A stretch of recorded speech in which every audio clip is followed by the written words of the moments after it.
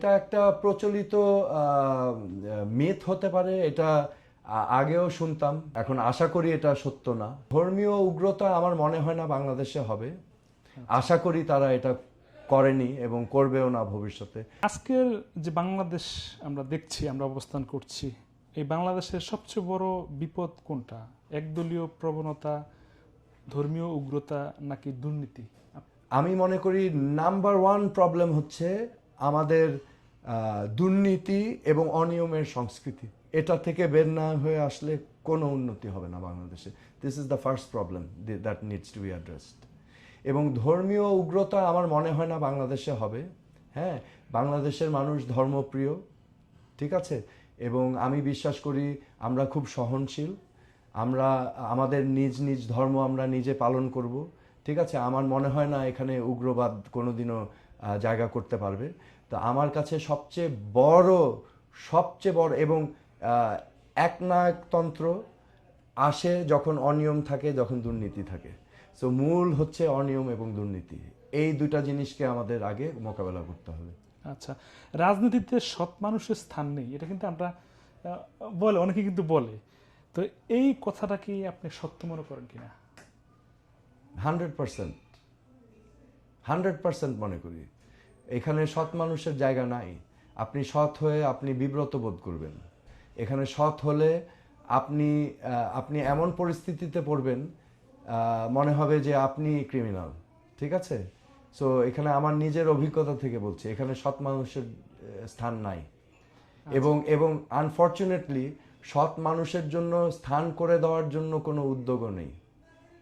আচ্ছা, বাংলাদেশের রাজনীতিতে সবচেয়ে বড় মিথ আসলে আপনার দৃষ্টিতে কোনটি, যেটা আপনি ভাঙতে চান?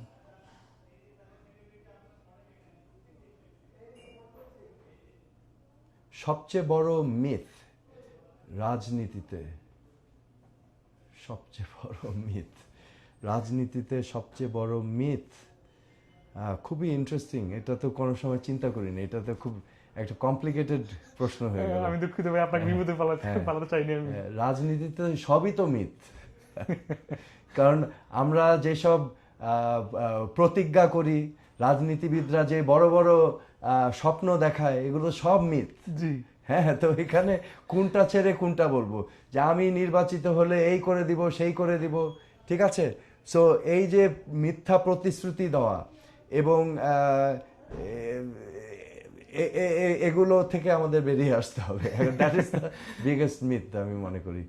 মানুষকে ভুল বোঝানো এবং মানুষকে ভুল একটা আশা দেওয়া।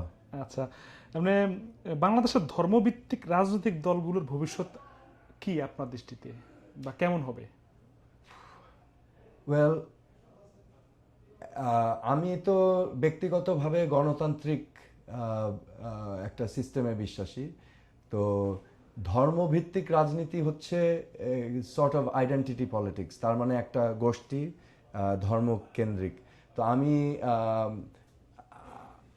আমি চাই এমন একটি দেশ হবে যেই দেশে মুসলমান, হিন্দু, খ্রিস্টান, বৌদ্ধ সকল ধর্মের মানুষ যে যার ধর্ম পালন করতে পারবে নির্ভয়ে, ঠিক আছে। তো আমি এমনই একটা দেশ চাই এবং এই কাঠামোর ভিতরে যদি কোনো রাজনৈতিক দল রাজনীতি করতে চায়, দেন দে আর ওয়েলকাম টু ডু ইট। কিন্তু অন্য কারো উপরে বাধা আসবে, কারো উপর জুলুম হবে, সেটা করে সেটার বিপক্ষে আমি। আচ্ছা, অনেক ইসলামিক দল বা জামাতের অনেক তরুণ সমর্থকরা যুক্তি দেয় যে আদালতই সব ঠিক করবে। এ বিষয়ে আপনার প্রতিক্রিয়া কি? হ্যাঁ, মানে আইনের শাসন। জি, জি। হ্যাঁ, আইনের শাসন। That is the backbone of সুশাসনের ব্যাকবোন তো আইনের শাসন। এটার সাথে তো একমত। সবকিছুই তো আইন দিয়ে নির্ধারিত হবে, তাই না? জি, জি। আইনের শাসন প্রতিষ্ঠা করতে হবে ন্যায় বিচার ইনসাফের জন্য।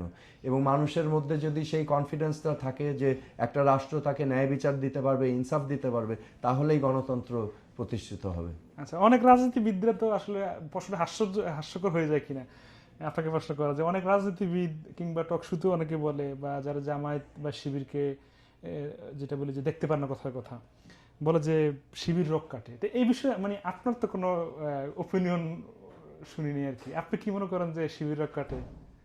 না, এটা একটা প্রচলিত মিথ হতে পারে। এটা আগেও শুনতাম, আমি ছোটবেলাও শুনেছি।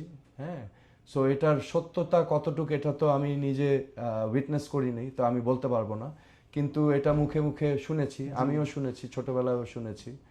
সো এখন আশা করি এটা সত্য না, আশা করি তারা এটা করেনি এবং করবেও না ভবিষ্যতে। আশা করি তারা মানে সুন্দর উদাহরণ দিয়ে মানুষের মন জয় করবেন, ঠিক আছে, আশা করি ওই রাজনীতিতেই যাবেন। আচ্ছা।